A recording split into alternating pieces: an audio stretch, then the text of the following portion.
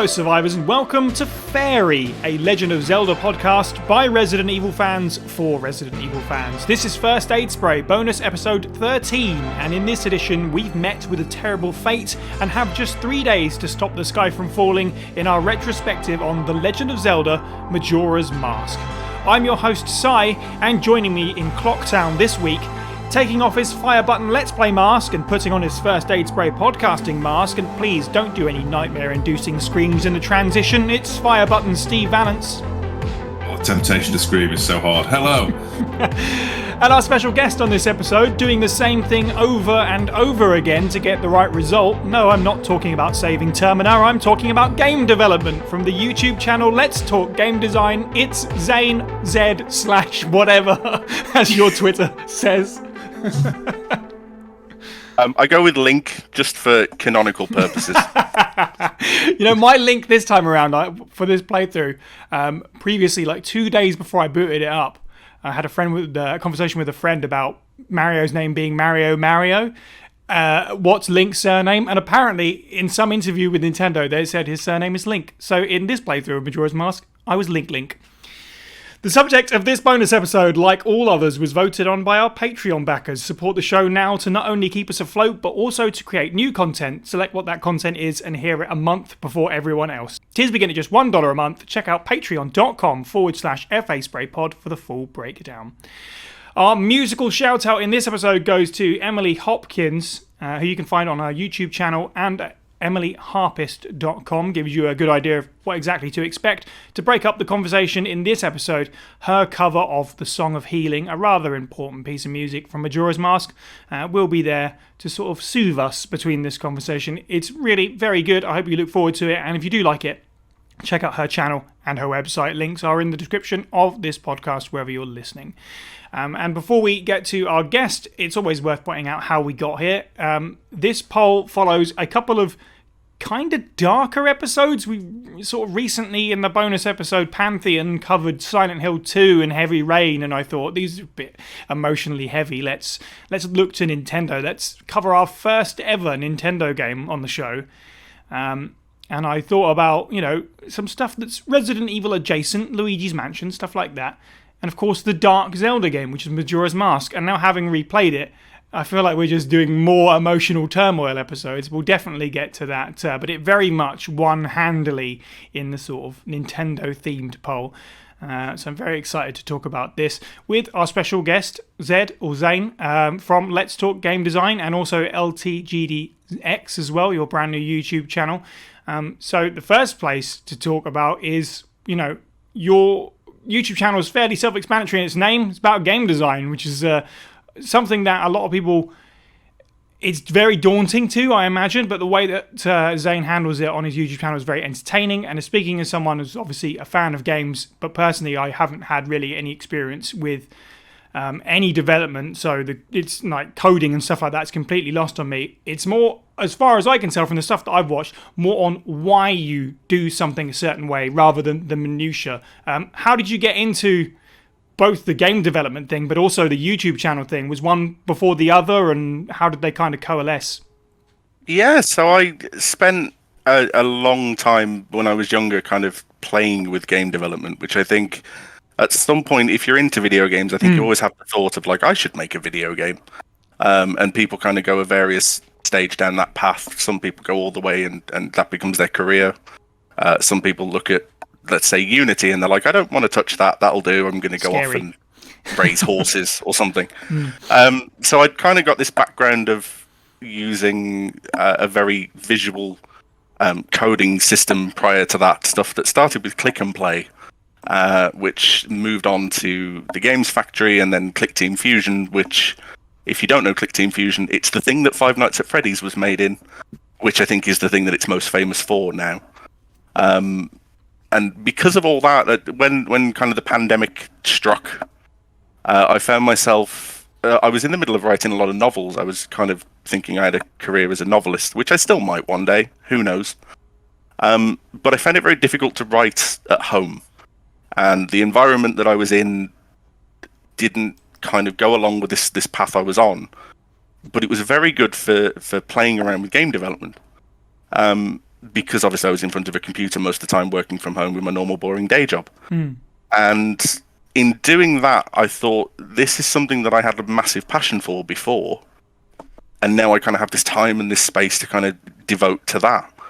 And as I was doing that, I thought, well, there's a lot of people on YouTube who are incredibly talented at doing the development side of things. They can talk you through going from nothing to having a 3D sprawling open world in the space of like 6 hours worth of video. But there wasn't a lot of what's always interested me, which is the, as you say, kind of the why we do these things, what impact it has.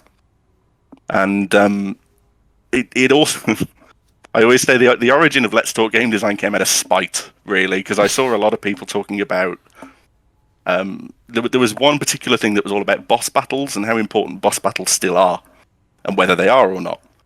And I'm a Zelda fan, so to me, boss battles are kind of a key part of the experience. And there was a lot of discourse about, like, boss battles are antiquated and they should be scrapped from video games forever. And because it was on the internet, obviously it made me angry. And part of my brain just kind of went, you should share your opinions in a platform that people would respect, because you can kind of back it up with a bit of development stuff. And it all sort of coalesced into, like, let's talk about what I think about game design with some game development stuff to kind of reinforce and demonstrate the points. And I just kind of started throwing that together, and that's where LTGD kind of came from. And it's sort of developing along that quite nicely so far, fingers crossed, you know.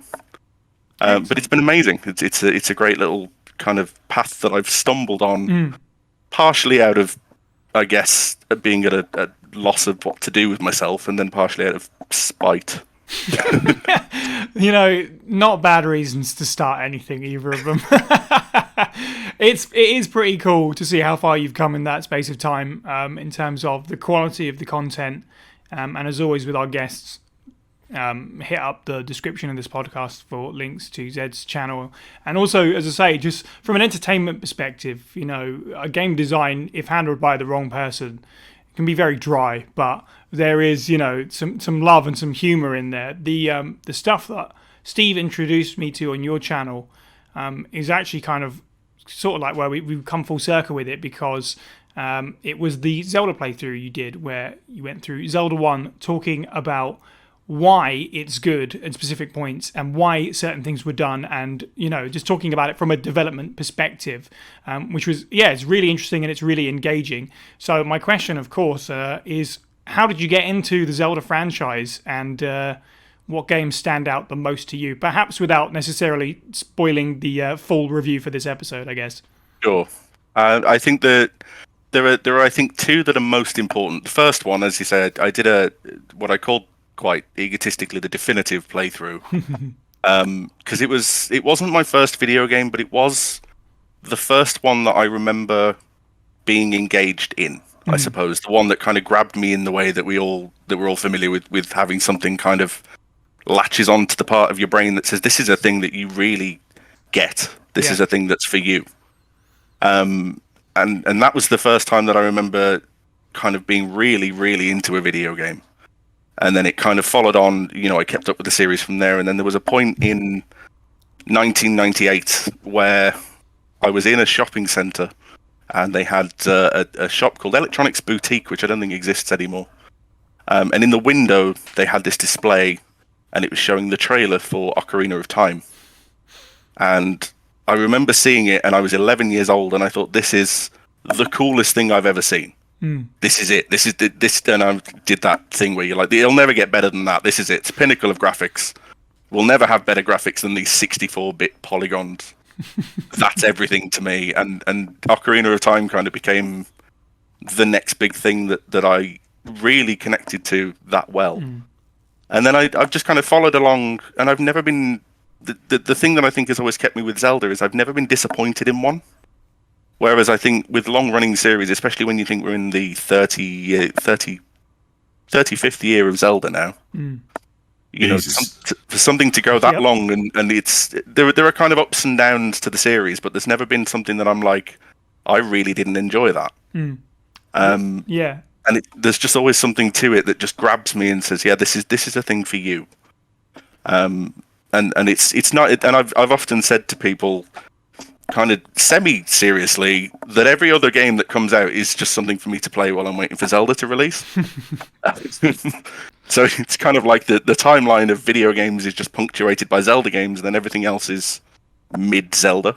Yes, I understand. I do understand where you're coming from, definitely. And you're so right, because even though there's games, a lot of games in series that will always be hotly debated about where they sit in terms of quality, and some games there are people that absolutely hate them. There's one title in the franchise that I can't stand, but there isn't one game that everyone goes, that's the stinker. Even the games that some people outright hate, the one that I do, there are people that love it. There are people that are really excited to see it on the Switch, and that's awesome. I'll never touch it again, but I'm glad you love it. And it's one of those games that, even though there are people that are detractors from it, there's people that absolutely love it. So Zelda, it really hasn't had that giant clangor yet, and that's pretty impressive for 35 years. I mean, there are people out there that love Zelda 2 as well. So yeah, exactly. And I mean, the topic of today's episode, Majora's Mask, I think, is a very divisive game. With you can ask some people, and it's just something they can't. They're just like, no, not at all. And and I think the Zelda series has always had the kind of. There are the ones that people kind of go, yeah, that one's just universally loved forever. It's had more than one occasion a nomination for possibly the best game ever made. Oh, whenever they do those ridiculously huge lists, it's like, let's kick up the internet a bit and just tell everyone that Ocarina of Time is still the greatest achievement in mankind. And it's like, maybe that wouldn't be the best idea, because what's that saying about how far we've come since 1998? Right. But it's just something that's always at the top of that conversation of like overall quality. Long term, I think Zelda is up there. Yeah, I'm going to be that guy. And we say 1998, but back in my house it was 1993 with Link to the Past. I'll thank you very much. Excellent. Was that your first love for Zelda then, Steve? Yeah. I got that and around the same time Super Metroid. So I was a very spoiled kid. This is like primo Nintendo fare if you're not a fan of the dude with the mustache and the hat. So yeah, the Link to the Past to me is probably my personal favorite, but I can totally see why people appreciate Ocarina. I mean, I did just as much as everybody else. I can. One's more just that extra bit of like nostalgia and comfort when you play it. Absolutely. I'll wrap my experience with the series and Majora's Mask together, I think. So before we get to that, just a tiny bit of background history on Majora's Mask. For those of you who perhaps don't know, the game is the direct sequel to the often called greatest game of all time, Ocarina of Time. Went into production following the huge success of Ocarina, and instead of a huge team, well, I say huge, probably big for the time at least, working for about 4 years, as was the case with Ocarina of Time, it was decided it would be a small team with just 1 year, rather famously, to produce Majora's Mask. They already had the engine, of course. It is based on a slightly upgraded version of the Ocarina of Time engine. And it was planned from the beginning to use time in a way to develop something that's both compact and also deep in its own unique way. It went under the working title and was first revealed, in fact, as Zelda Gaiden, Gaiden being the Japanese word for side story. And the game released in March 2000 under the final name of The Legend of Zelda Majora's Mask. It was just one of 3 Nintendo 64 games that required the optional 4MB expansion pack to play.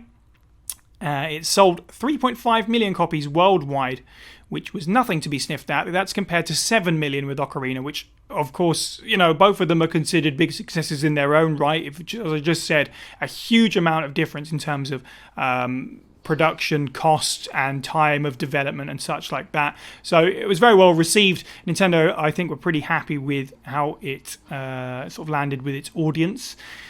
It was unanimously praised by the critics. EGM gave it an impressive 10 out of 10. Edge gave it 9 out of 10. Famitsu, 37 over 40. IGN and GameZone near perfect scores of 9.9 out of 10. It currently has a Metacritic score of 95 over 100. And it would be re-released finally after much fan debate and demand online in 2015 for the Nintendo 3DS and get basically as many sales on that format as it did the first time around. So as I say, let's talk about first experiences with Majora's Mask. Zayne, do you remember, you talked about your first exposure to Ocarina of Time. Do you remember getting Majora's Mask in your hands for the first time, or even seeing it for the first time? What are your early memories of the game? I do. I remember having to save. I used to get, when I was 12, 13, I'd get given £5 a week for pocket money. And that, at the time, had to be saved for quite a while, because as I recall, I think Majora's Mask with the expansion pack, which I didn't have, was £69 or something. That sounds right, to be honest. So it was like I saved up for quite some time to get that, and obviously the day that I did, I was like, well, that's my weekend sorted. That's basically the next however many months of my life sorted. What I really liked about it is the European version all of the normal prints of the European version are on a gold cartridge, which was kind of like a neat little throwback to Ocarina of Time's Collector's Edition, and also to the original Zelda being on a gold cartridge. And it just made it feel a bit special. And I remember the branding was kind of different, because it had this green. I remember the box had like a green look across it, and it was like, this isn't any Zelda game that you've had before, because they usually went with the gold and the reds and the blues. And despite Link wearing green all the time, they never did a whole lot of green in the purple of the mask, and it was kind of like this seems different. And then you kind of get into it and you're like, oh no, it is. Yeah. It's very different. Steve, what's your first exposure to Majora's Mask? So Steve only played Ocarina of Time back in like the 90s. It wasn't until the college years when someone was selling their GameCube, and they were also selling some games. And one of them was the Zelda collection. Now, I know from general fan feedback, the Zelda collection version of Majora's Mask is not what we considered the best, but it was my first time playing it. And I had probably not the wisest decision to back-to-back Ocarina and then straight into Majora at the time. So I was about, a teenager, 16, 20-something, whatever, edgy kid, like, oh yeah, I'm playing the edgy Zelda game now, because I didn't get to play it when I was younger. So yeah, I came to this very late compared to most, and had a great time. I lost more than a weekend to this, because obviously, despite it being a quote-unquote mission pack, it's a fairly lengthy jaunt when you think about it. It's not all that much shorter than Ocarina of Time. Really. No. When you look on how long to beat, as I often do, and look at the aggregate completion times, it's really not that much shorter. I remember playing it for a good long time, because to 100% this thing, you have to go through a lot. Yeah, so I'm gonna push that one out even further. I definitely came to this game the latest. Then I didn't really grow up with a whole lot of Zelda. I mean, I was in a Sega household. My earliest Zelda game was Link's Awakening, and I don't know why or how that happened. I think it was one of those situations where a friend just sort of like said, "Hey, play this," and I still have the copy. I could literally reach over and grab it. So that's just how that goes. That was the first Zelda game that I experienced to some degree. I didn't really got that far with it. But I didn't have a Nintendo home console until the GameCube. So I had some. I was aware of all the games from magazines and from Nintendo fan friends. I'd seen Link to the Past being played and Ocarina of Time being played in various amounts, but I'd never had that experience until sort of my late teens, when one of my closest friends, I used to just spend all the time around their house and vice versa, and we would just play video games constantly, as you did around that time when you had too much free time and nothing to do.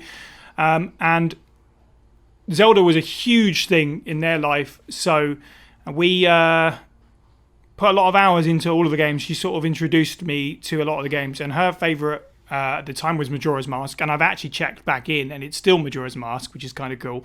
And I just have this very strong memory of sitting in my bedroom at my parents' house, curtains drawn, getting through Stone Tower in the pitch black. It was like probably summer, to be honest, and we were just blacking out the sun and playing Majora's Mask over the course of a week or whatever, just so that I could experience her favourite Zelda game. And it really stuck with me, and maybe that's nostalgia.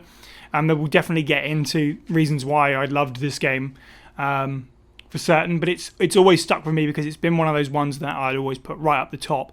Even though between playing it then and playing it on the lead up to this, that's probably about 12 years where I haven't played the game. I mean, I've picked it up a little bit and maybe played the first dungeon, but I've never actually sat down and done the whole shebang in over a decade, despite the fact that I would always say it's definitely one of my favourite ones. So I'll leave that there. Whether or not that's the case, we'll get round to that, I'm sure. But that was my introduction. So let's talk about perhaps one of the easiest things to talk about with this game, sort of the aesthetics, the visual and the audio design. As we mentioned, it was based on the Ocarina of Time engine. It really only had a year's worth of time to stew, so in order to save time, perhaps, there is a lot of, I don't want to say truthfully, it is reused stuff, but that sounds like a dirty word at this point. You know, people pass that around like it's something to be ashamed of. I feel like perhaps it's more clever reusage of things rather than sort of cheap and easy. Zayne, what do you think of, I guess we'll start with the visual design of Majora's Mask, because it's obviously not worlds apart from Ocarina of Time. Yeah, and I think that so when you were talking about reuse, I like to use the word repurposed. Yes, that's better. That's friendlier. One of my memories of Majora's Mask, and it's sort of at the start, and this, I think, underpins a lot of what they knew they were doing with Majora's Mask, is you have the intro and then you get left in this little grove before kind of the first big dramatic thing happens to Link. And you have to jump up some logs to get through a gate. And as you do that, Link does this side flip and then a front flip and like a back flip. And it's stuff that they didn't put in Ocarina of Time. And it's almost as if they kind of went, we know you've had to buy the expansion thing, and we know that this looks the same as Ocarina of Time. So just to prove that we haven't just reused everything, here's a backflip. But other than that, it's kind of the way that it's presented is kind of clever in that it's a world that you're probably familiar with. Because I don't know whether too many people who played Majora's Mask wouldn't have played Ocarina of Time. So you're already familiar with, like, this is what it's ridiculous as it sounds. This is what a tree looks like. Here's what the grass looks like. That's a bush. We don't have to explain bushes to you. You know that already. And having that familiarity with what the world's supposed to look like kind of helps them to set the scene for where the story goes. As much as it was obviously a time-saving thing, you've got a year to make a game to follow up Ocarina of Time. Good luck. Right. But other than as much as it was kind of, we need to just get as much as we can out of this, I think having possibly, maybe it was on, I think it was probably accidental. Having that familiarity sets you up for the differences in the game, which I think is important because it kind of sets your expectations at a certain place, and then Majora's Mask goes on to do a lot with your expectations. And I think that almost enhances the experience in a really coincidentally pleasant way, you know, where they kind of got away with that as like a little sly one, where it's just like, well, this happens to make it better because we're reusing everything. That's good, isn't it? It is amazing, isn't it, that perspective can totally shift with such subtle nuances of the way you use things. Instead of just going, boo, we look at it and go, oh, that's quite interesting, actually. Because for me, and like, not to sort of put the cart before the horse or anything, the reuse of Ocarina stuff in the way that they do it actually adds to sort of like this kind of strange, hazy, dreamlike feel of Termina. Like, and we'll talk about theories therein much later on, but it definitely plays into sort of some questions that you probably have as a player as you go through this, and you're like, well, why is that person here? Or why is that person's face here? And stuff like that. It really adds to what, right at the beginning of the game, especially the location they throw you into, makes you feel like, well, this is a whole strange new world. Steve, what do you think of the visuals overall and the reuse or repurpose is the better word? It lends itself into that otherworldly, like I've used this word a lot, but the anthological kind of like feel to it, where, you know, it's the same cast, but they're now playing different roles. But they do a lot more with it. Like I feel like some of the characters in Ocarina that are a bit more one note are obviously less so in this one. I don't know how in depth we are going into, but the fact they find a use for both of the Lon Lon Ranch girl, whose name is for some reason escaping me at the worst possible time. You've got her young iteration and adult iteration now as sisters doing different things, and you've got the what's his name, evil Luigi guy. There's now 3 of them, and they all do different things. It's nice to see. It's again, I think it very much it plays into that dreamlike quality. But I want to say that honestly, I think the visuals are still very strong. Like even areas that in Ocarina could be considered a little sparse. Most places in this are jam packed in terms of like stuff to do or things, especially like Clocktown, the swamp, Snowhead. Obviously, is a bit more vacant. It's a snowy mountain. You don't expect much hustle and bustle there. And Ikana is like a corpse mountain, for want of a better term. So. But generally, lots of the places are very well built. At least in my opinion, to be a place, despite it being debatable on theories and whatnot about what Termina shall be. It's very well put together. Like I would argue, a lot of places in Termina are more well built than Ocarina of Time itself. Which makes sense. It's a year after that game, but yeah, I'm tripping over my words. No, it looks really good. Yeah, the way that I think partly because it's a smaller world, there's no greater expanse, which is obviously feeds into the gameplay because you're going to be retreading these places over and over again potentially. So that obviously you don't want to be going through big expanses. We've already done that with Ocarina of Time. It was impressive. We don't necessarily need to do the same thing, but slightly different. You're right. There is more in the space because there's less of it, but also that expansion pack, one of the things that it did is increase draw distance, which does help as well a lot. Like it fills more in terms of what's on the screen as well. In terms of the overall graphics, I do think that, of course, it's aged. It's a 21-year-old game, but I think it's fine. At the time it was great, of course, and it's fine now, and fine with 21 years of age on top of it, and it being the 64 is, I don't know, I always thought it was a kind of its 3D was kind of weird to me. It's very blocky and stuff like that. It definitely had more of a ceiling on it than the PlayStation and stuff like that, I feel. I still think it looks absolutely fine for 21 years of age. Some of the animations are a little bit awkward, of course, here and there, but I was never put off by it. Perhaps new players, that's obviously going to be a different story. The 3DS version obviously cleans that up a lot. Looks very nice. But yeah, funnily enough, you mentioned the GameCube disc. That's the version I played. And really, the issues are very minimal. Sure, okay, you've got a couple of loading and saving screens that come up because we're on a disc now instead of a cartridge, so it takes longer. And Clocktown, the frames really can drop when it gets a bit busy. But other than that, I didn't have too much of an issue myself. Zayne, what do you think of the sort of visual direction of the game and how it's held up, or hasn't it? I think there's what they ended up adding, because obviously there was very little that they had to add to what they'd taken from Ocarina of Time. And the thing that struck me as I played back through it to in kind of preparation for this was like the giant guardians that they have are strange. Yes. And there's no reason for the stuff that they did other than being, well, we need it to look strange. The giants that you're reawakening and the face in the moon didn't need to be that face in that moon. but it is, and they kind of put that in because it's like, well, this is what we're going to add. If we're going to add anything, it's going to be strange.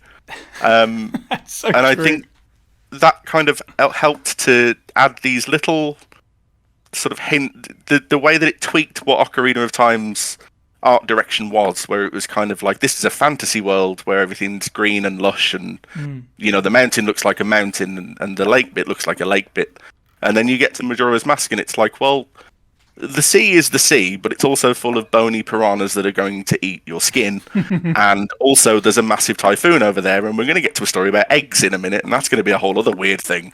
And it was just kind of the setup, taking the same art direction and then just sort of corrupting it a little bit. So they took the textures from the Gerudo Valley and built a skeleton mountain, and it's sort of everything that they even did as something as simple as we're going to take a mountain and cover it in snow. But just to make sure that you know it's a little bit twisted, there's going to be a starving Goron over there who's freezing to death. We thought we'd put that in for you. So even as much... Because obviously they're going off the back of Ocarina of Time's art direction, they have to make sure that it's... You know what it is, but it's also different because it's worse now. Everything's terrible forever. So there's always... Whenever they repurpose this stuff, there's always some little hint somewhere that it's like... It's got a bit dark, though. It's the same, but worse. It's the twisted version, absolutely. Like, there's sequels where you just bolt more on or just go, this is a variation on what we did before. But yeah, you're right. Like, even just from the way they use graphics and what they add, it just adds to that overall sort of theme of the game and the overall feeling of the game and the tone and stuff like that, which is something that I'm sure we're going to have a lot to say on. Something that I have a lot to say on this, and there's lots of things to like about this game, but I could talk forever possibly about the music, and I'm going to try and keep it concise. This, I think, is one of the... this is a bold one, perhaps. Zelda's got a lot of great soundtracks. This is right up there as one of the all-time greats from the series for me. And it's not even necessarily the strength of the music, although, of course, that's really good. It's also where it's placed, how it's used, how it reflects what's going on in the story at the time, how it evolves over the course of the story. So, of course, the obvious one being Clock Town, the evolving theme, as the moon gets closer over the course of the 3 days, from this sort of happy, jaunty carnival music to something deeply unsettling. Even now, it's prickles under the skin. It's not right. It doesn't feel right at all. And I'm one of those people where, with horror, this is such an admission, the things that sort of stay with me is the stuff that really, it should be scary to kids. I don't know why that stays with me. Like, hello Goosebumps intro with a dog with the glowing eyes. Don't know why, just unsettling to me. The blooming Michael Jackson Thriller video terrified me since a kid, and it still makes me uncomfortable. And this is kind of on that level where it's like, it's scary, but it's not really scary, but it's just kind of scary when you think about it. Especially because that dark version of Clocktown gives way in the last 6 hours to this really sort of like haunting, somber piece of music that completely changes everything again. Even the simple passages like Song of Healing, Oath to Order, which is the goofy thing that the goofy giants sing, just sticks with me every time. Number one, standout though, is Majora's theme. I heard it on a CD before I played the game. I think I got a disc with a magazine that had a bunch of Zelda music on it when Wicker came out, I think, because it was like the ocean theme was on there and stuff. And I played it not even knowing its context, really. I had not played Majora's Mask. This is like an evergreen, I don't know what you call it, a piece of music, whatever it is, otherworldly thing that came from space. It's all this clanging music that doesn't sound like video game music. It's, even today, you can't say, that sounds like an N64 song, because it doesn't sound like anything else, A, the series has ever done, or B, that I've ever heard before. I'd like looking up the YouTube sort of like covers that people do of these music. And great, like there's some excellent orchestral reimaginings of Majora's incredibly dark, scary theme, but nothing's going to beat just these horrible noises that actually come out of the console. Like, that is such a brilliant piece of music. Steve, how do you feel about the soundtrack? Please take it away from me. So I appreciate, you know what I'm like, if you've listened to now that's what I call RE2 music, you know that I like my stuff that's a bit more eclectic or special for no reason other than it's unique. And because a lot of the tracks in Majora, at least to my knowledge, don't get much airtime outside of any of the rest of the Zelda games. Whereas most of the other Zelda games, there are a lot of carry-on themes. Obviously, there's unique ones for the dungeons and whatnot. We all know that. But because of that, it's kind of special to me. I personally love, like, especially the dungeons and stuff. They feel... If they're more high fantasy in classic Zelda, in most traditional Zelda rather, in Majora's Mask, sometimes it verges on the industrial, like or tribal. Like the temples in particular, like Great Bay Temple, I swear it's like a bootleg Command and Conquer track is playing while I'm playing this torture place. It's and then the what's the right word?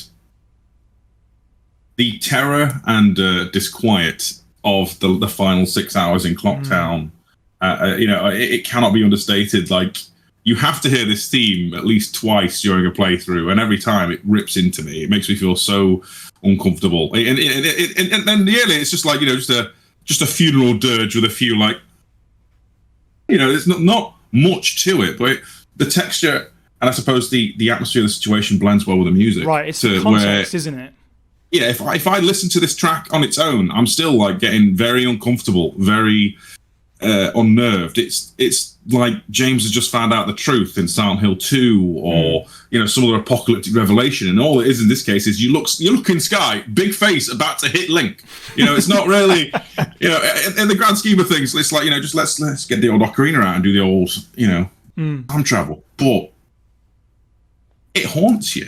It really does. And left a mark on me. But that being said, I can't think of any tracks other than that jump out at me. Like you said, the temples for me are the standout. Clocktown, obviously, as it gets more and more frenetic and worried over the course of the passage of time, which I suppose is a great piece of forethought into the design of the game. Really, with the whole advancing time, everyone's going to panic, blah blah blah. But yeah, no, because it's the odd wild child. I think that's my main reason I appreciate Majora's OST. Is it my favorite? I don't know. You don't. I can't hold it against anyone because Zelda has so many great soundtracks over the course of its 35 years. That just because I have such a strong opinion about this, I don't expect everyone to go, "Yeah, you're right." Like I know. No. It's weird. This most recent replay is what really has got me a bit confused over a few of my previous biases. Pre-podcast recording, I would have turned around and said, "Yeah, Majora is definitely the best one." What are you talking about? Whereas now it's a bit more, Okay. Yeah. Interesting. Zed, what do you think of the soundtrack for Majora's Mask? I think obviously, as you say, the standout stuff like Clocktown, the way that it establishes this is just a lovely normal town where everybody's going about their daily lives. Oh no, there's a rumbling noise coming underneath. That might be bad, but then of course there is, because there's a giant moon about to crash into everything and everyone's going to die. But what I think the most about the way that music is handled in Majora's Mask, and this is a bit of a odd, potentially contentious thing to say. So Ocarina of Time was all about music, because the item in the subtitle is a musical instrument. I think Majora's Mask puts more emphasis on the importance of music than Ocarina of Time did. And I think it's melded into the gameplay in a much more natural and organic way, where it's like the Song of Time in Ocarina of Time it was kind of like you need this for plot-related reasons. In Majora's Mask, it's like, no, this is your mechanic. And the music kind of ties into the mechanics so much stronger, I think, and it's tied into the theming and the background gameplay as well. The musical part for me that I think stands out the most is going to see the Indiegogos, and when you're kind of first walking around talking to the whole band, and you can do all the jam sessions and stuff, and it's like you've put music at the forefront of what we're doing with this part. I mean, obviously, it's a better band, that bit, so it would be, but the way that it's melded into the fabric of what you're doing seems a lot more musically driven, I suppose, than Ocarina does, which is strange because it's a game about masks ostensibly, but it's got music that underlines so much stuff better. And I think Majora, the theme for Majora is chaos, it's madness, and I think when you couple it with like the boss fight that you have with Majora and the incarnation and the wrath, it's the tentacles flailing everywhere, and I remember the first time I played that final battle, and I'm like, I don't know what's going on. I have no idea what this is. What is that? What am I doing? Oh my god, this is mad. And Ocarina of Time ended on such a kind of epic sort of one-on-one, right? Cataclysmic. The skies have darkened and blah blah blah, and it's all super dramatic. Majora was just like, and it was just panic. This mad panic, and I think the theme and Majora as a evil entity and the way that you react to it, I think, is tied together. And I think that the tying of music to the theming of the game was just a little bit stronger in Majora's Mask. And I mean, they didn't add too much more. You know, they had motifs that they could take, but then Termina Field gets this sort of updated, like it's Zelda, but it's not Zelda. Yeah. You know, it's not your Hyrule Field theme, but it's close enough that you know that that's something that you're supposed to be thinking about. Mm-hmm. And everything just kind of seems undercut really well by the music they decided to go with. Other than the Deku Palace, which got stuck in my head and started to grate on me quite a lot because the stealth... I'm not a big fan of forced stealth sections. Even in Zelda, I'm not a fan of forced stealth sections. It's nothing wrong with the music, it's just I had to listen to it for like an hour. So it's just like, okay, I get it, we're in a palace, cool. But other than that one tiny, which admittedly was my problem, I think the way that the music ties into the game is so strong, and I think if that wasn't working as hard as it does, maybe it'd reduce the impact that the theme and the atmosphere of Majora's Mask has. But yeah, I mean, I it's weird though, because I still wouldn't say it's like near my favourite Zelda soundtracks. It's one of those things where I'm like, I respect it and I need it and the game needs it and it's better for having it. Right. But I don't know whether I'd put it on a playlist, I suppose, is the way that I'd sort of come down on it in the end. Sure. I get that. Yeah, I get this. I think this is where I wanted to come from, really. You know, is it good and unique? Yes. Is it something I want to listen to as my jam? Probably not. That's that CD with the Majora's theme on it and Said Friend as well. I remember playing that from the CD, and every time Majora's theme would come up, she'd be like, "Turn it off!" And I'm like, "Why? It's great." It's like, "Yeah, but I don't like it. It makes me think of horrible things." Like, well, then it succeeded, hasn't it? And I think that sums up the soundtrack. It absolutely succeeds at what it does. But you're right. I can't imagine most people bopping along to Clock Town Day 3 as they go for their morning stroll or anything like that necessarily, whereas you could do a lot more of the sort of upbeat and epic, quote unquote, and triumphant heroic music from other games.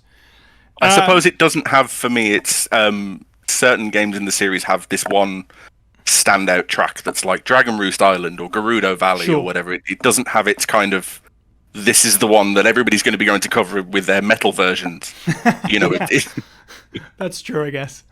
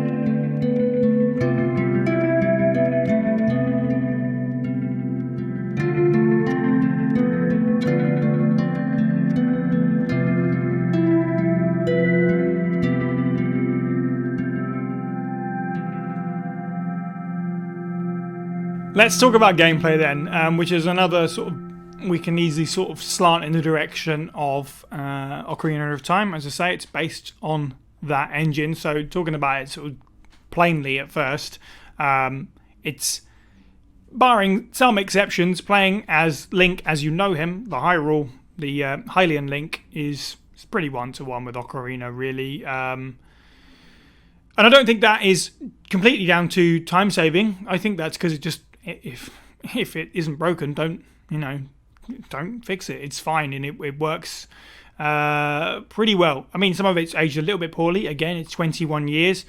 Stopping to use the bow doesn't feel great these days, but that's fine. That's how it goes. Personally, I've never overly been completely fond of Z targeting. I've seen people use it to great effect. For most of the time, for me, it was like 70% success rate with it. Other times, I'm sort of bashing away until I hit the right weak spot. But I think that's more of a me thing. It's always been a little bit clunky for me. But in terms of that, it all runs exactly as you'd expect from Ocarina. It's maybe a little bit smoother here and there, but it's pretty much one-to-one. But there is obviously a few new dynamics that we talked about, like the time mechanic and the masks, of course. There's plenty to touch on here. Do you know, Zed, I'll just sort of let you go in whatever direction you'd like. What do you think about the gameplay of Majora's Mask? Oh my gosh, how long do we have? So Link, as I think, Link is Link. Link just does Link things. And I think that's sort of underpinned by the fact that the items you get are just different kinds. Like, you did the dungeons and you just get arrows for your bow. Yeah. It's like, this isn't that game. We're not doing the thing where you get something different every... super important, items and stuff. Where do you get the hook shot? Is that a dungeon item, or is that... You get that from the pirate fortress. It's just which is not actually like a traditional temple. So exactly. No, that's fair. It's just kind of like, it's just here. It's part of your story. You'll get it. And it's kind of the reason I think they did it like that is because obviously you've got the mask transformations, which are where the real change in the way that you're going to be playing comes from. Right. And some of that stuff is just so satisfying in terms of, because one of the things that I like about game design is when we look at, and I think I've got to bring up Breath of the Wild. I don't think you can have a Zelda conversation without bringing up Breath of the Wild. One of the things that Breath of the Wild did so well is it added in this thing where getting from point A to point B is now fun or interesting or a challenge, or there's some variety to it because you can climb everything. You've got your paraglider, all of that stuff. But then you look at Majora's Mask and it's like, well, the Goron Link can roll and at like this ridiculous speed, and it's super fun to just roll around doing stuff. And it's like a transformation of just the basic way you move. And then you get the Zora Mask, and you're in the water and you're kind of darting around like a dolphin, and you're like, this is also cool. And it's the transformation of just the basic act of moving it with like these strange new forms that they just kind of went, well, we'll just change up some variables. Basically, we're just gonna just mix up your movement speed and your traction and your friction and stuff, and that'll make things fun. So I think just at the base level, just the basic moving around in Zelda has been, in Majora's Mask, is kind of made fun or interesting or engaging or challenging, just because if you're doing the Goron rolling, then you've kind of got to get it up to speed, and if you hit stuff it stops and whatever. So I think just starting from that level is good, because as you say, there's so much that's already done from Ocarina of Time. So I think messing with Link himself would have been probably, there's probably not much they could have done in a year to improve upon Ocarina. Other than giving him a backflip, as you said. Yeah, so I think going in a kind of sideways direction is like, well, what else? Where else could we take this instead? I think just that basic part, starting there, and then everything's built on top of that, because the more that you change form, the more that you change weaponry, the more that you change, even Deku Link can kind of, the thing with the shrubs in the floor where you can kind of boost up now. Link historically has never been too great at vertical movement. He didn't have a jump button in most games, so all of a sudden now we're kind of going vertically, free form, because you're kind of hovering and you've got like certain a certain distance you can move in. So even just taking it to a vertical level was kind of interesting.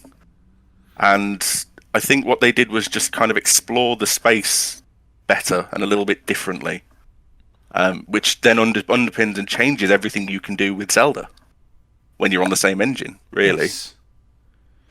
Yeah, it really does explore the potential of that engine when you can move in all these different ways that you couldn't before. You're so right. Not just speed, but sort of depth both ways. Being able to move underwater actually, in a way that just even now when you're playing as the Zora and you're just sort of messing around Great Bay, just sort of dipping out of the water and diving back in just feels nice. It just does. It still does. It just feels good to do. And it's got no purpose. That thing where you can kind of dolphin dive out of the surface, it's got no purpose at all. It just feels cool. It's cool. Yeah, it just makes you feel like a cool, like, yeah, I did that, And again, with the Deco, it just adds something that they've never done before. It's brilliant. Instead of looking at something and being like, how can we tweak this and, potentially making a great error by changing Link that everyone was so already acclimatized to with Ocarina and the way that he moved and stuff. They just put like 3 extra play styles on top of the game that you can swap in and out of to solve puzzles, to do combat in different ways. Each of them have their own advantages. I'm a huge fan of this, and also it's sort of, and I'll touch on this later, but it touches a wider impact part of the game. It's not just a gameplay thing. For me, it really helps with the story as well. Steve, what do you think of the main masks? Honestly, the way that they are given out is kind of, I think, very fun, and the fact that it actually forces you to be Deku Link for a fair while before you can even get back to your traditional form. So, like, yeah, this is Zelda, but it's different. You have to learn these new movesets, and the fact that they are literally like a full set of tools, as opposed to, just here's a boomerang, you throw it, it goes whoosh, enemies go and then you whack them with a sword. It's a bit more to it. Like, you now have also got these electric fins. Or if you roll really fast, you go from being a better Sonic the Hedgehog game in 3D than Sonic Adventure. Yeah, don't come at me. Into a very angry Bowser ball, with spikes. Yes. I think Zed hit the nail on the head that while locomotion is probably their main thing, the fact they do have a full diverse moveset is great. I just want to, while we're talking about gameplay, I want to touch on the fact this is probably the only Zelda game I know of where the main quest is very de-incentivized, it feels like, despite the fact there is an obvious threat. Like, it's the most obvious in that you just look up and there is a time limit, but you can rewind time whenever you want. And there are so many side quests. It feels like in this game there are more side quests than there are people, to the point where I have not played Shenmue more than 10 minutes, but it feels like, is this what Shenmue's meant to be, where you're basically going around solving everyone's problems and occasionally getting to the main quest? Like, there's so many things to do, mechanically speaking, that you never touched on in Ocarina. Like, there is a UFO fighting. There is dog racing. There is I think you actually have to do it, but there's like a swamp photo tour you have to take. Goron racing. I don't want to say racing, but there's a lot of racing mini games. There's a lot of racing. There is. Oh dear, I'm losing my train of It is thought actually something that I thought when I played through this. I was like, the Zelda series. You think about the main kind of antagonist of Zelda, and it's like, well, Link's got to go save Zelda from an evil thing again. And it gets a bit, and people often bring them, it's a bit repetitive, it's just the same thing. I would say Majora's Mask's main story is even more reductive than any of that. It's like, this guy stole a thing from you, here comes the moon, go stop him. Yeah. And if that was, and it's mad, because it's sort of like, if that was the story, Majora's Mask would be awful. If it was just, go over there, stop that guy, you saved the world again, you're Link, you did the thing. But the way that they use that to kind of force you to meet these people in this place, and I think you're right. I think there's more side quests than there are, in most other games. And I think the side quest is where Majora's Mask's biggest strength is. Because one of the things that struck me is that the NPCs I would say at least 50% of the NPCs in Majora's Mask are part of a quest, and that's something that you don't get in other Zelda game, or even games of this type, where everybody is somehow involved in what's going on, and it gives you this kind of reason to go and talk to people, and to do stuff. It's the first Zelda game to give you like an itinerary book where you're basically a nosy little Parker learning everyone's routines, and you get results and rewards and things. But the fact that it incentivizes you literally being like, the busybody of the town, learning the things, knowing where they're going to be, it's a very interesting take on it. I like it. It doesn't feel very Zelda-like at all, but it also is probably one of the main things I enjoy about it. Mechanically going around and just figuring out this person's day. And obviously one of the biggest side quests in Majora's Mask involves literally like nailing down an entire routine, finding out where this person is. The just finished that yesterday. Yeah, that was it was a long hour and a half of my life. Yeah, and if you misstep at any point, you have to basically go back in time. Which isn't as bad. I want to reiterate the time travel mechanics in this, because I've seen people like on the First Aid Spray Discord and they're like complaining about, oh no, there's not enough time to do anything. It's fine. You play the song, you start again. A full 3-day cycle will run you 6 hours? I don't know. It's not too unbearable, is it? I've always had this theory that people didn't get the Song of Slow Time, and that's why they thought the game wasn't like sort of forgiving enough. Because you can kind of, like, if you just went out of the observatory without ever talking to that scarecrow, you wouldn't know unless someone told you that, like, this is a thing you can do. And it's really weird, because it's such a major thing to do if you want to kind of get into the 100%ing it, because you need the time. And they just kind of put it on an NPC that you can wander past, and you'd never talk to if you didn't, How many people talk to a scarecrow? Yeah, exactly. So, podcast listeners, just play the Song of Time backwards. Wink, wink, you're fine. Yeah. It's funny because it plays into that idea of, you're going to talk to everyone in this game, so you probably should go and see what the Scarecrow has to say, because it's going to help a lot, as you say. I agree, depending on your perspective, some people think that the time mechanic is a stroke of genius or a pain in the bum, depending on where you look at it, but I really like it, because you absolutely completely can wind all the way back to the beginning whenever you like, or right at the end of the 3 days, use all that time up how you like, and then take what you've learned. That is what time travel in a lot of time travel stories is about. The frantically scribbling in a notebook, funnily enough, that Link does, of someone trying to, do everything right. I messed up, I'm going to go back and do it again, and trying to memorize everything they need to do. So it's kind of funny in that way. Nothing's missable because of it as well, which I really love. There's nothing that you can't. If you are great, you messed up, and yes. So the quest that you guys touched on, sort of like probably the final quest that you're going to do, which takes place over the course of 3 days, really does require you to know specific times that characters are going to be in places. And at this point, I would say that one, if you're going to use a guide at all, who can forgive you for who couldn't have a problem with using a guide like for that one? I absolutely used a guide. I'm going to judge anyone for using a guide for that point. But for the most part, with the notebook and stuff like that, it's not too bad. I really like it, especially also, and again, so we're sort of poking at the sort of like story and theming part here. But and I know some people hate the fact that when you wind back, all the progress you've made is gone. And when they finish a temple and then you wind back and it's unfinished again, I kind of like that. It's so dark and disconcerting that you can't save everyone in these 3 days. You go out and save them, get what you need, and you have to wind back. And, they don't know about it and they're back to square one, but you've got the one thing you need, obviously, to save everyone in the end. But it's a weird feeling leaving a temple and being like, well, that's going to get reset. Obviously you can jump right to the end boss, but that's not the point.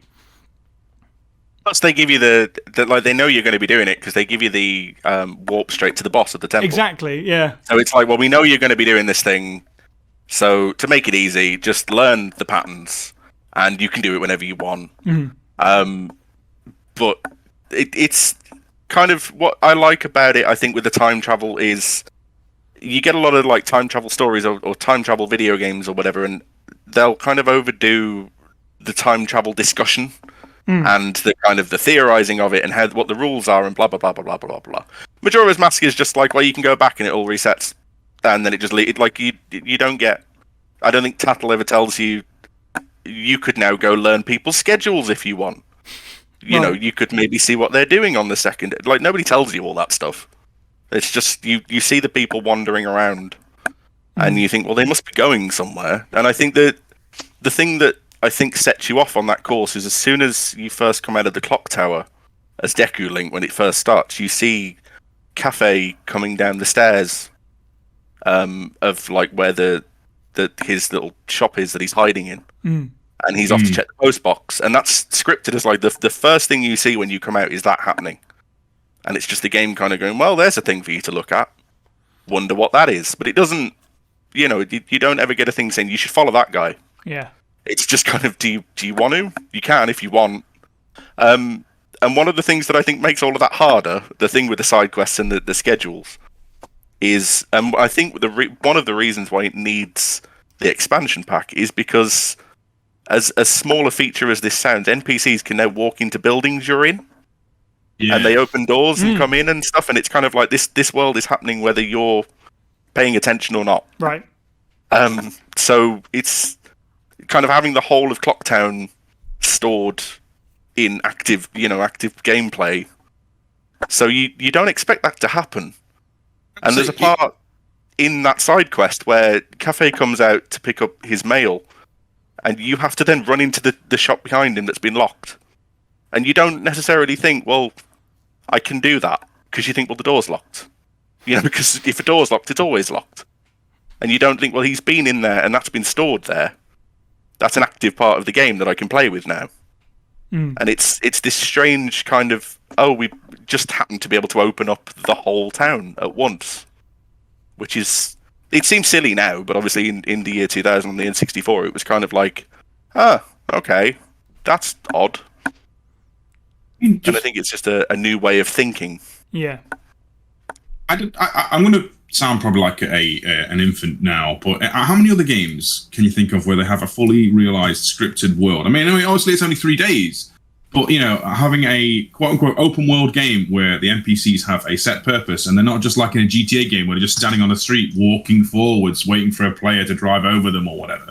You know, where they actually have purpose, have a narrative, and it's very tied into the gameplay, isn't it? You know, the fact that you have to work around it, like Zed said, you can't get into most of Cafe's quest if you don't sneak in behind him as he's getting his mail. Right. And, you know, there are some little instances like that.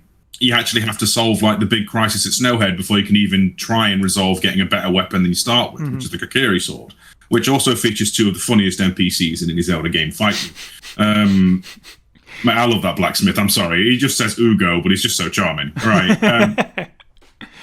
Yeah, no, you're right, like, about everyone's schedules and stuff sort of impact like everything that's going on. Like, there's so many examples of that. Like one that you just said as well with the temple. You have to beat that temple in the first day if you want to have a shot of getting your sword all the way up to sort of like the best that it can be in one shot. Otherwise, you reset. You have to do the temple boss quickly and then go from there. And just talking about that cafe quest and stuff like that. There's the old lady who gets mugs, and if you save her, you can buy the bomb bag, whatever it is.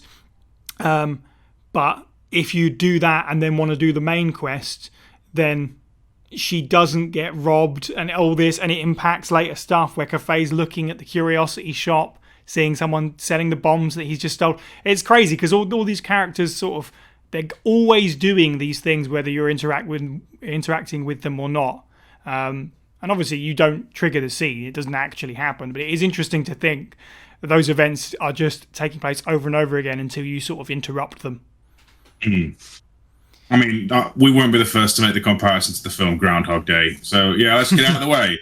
You know, but the fact you are basically Bill Murray's character learning what everyone is going to be doing, what they're going to be doing, how they're going to be doing it in a full game like this, it's weird. Like I said, the only thing I can think of that may be similar is Shenmue, and I only have secondhand knowledge of that game. I'm sorry, Yu Suzuki, it looks boring. I'm going to get pulverized for that comment. You might do.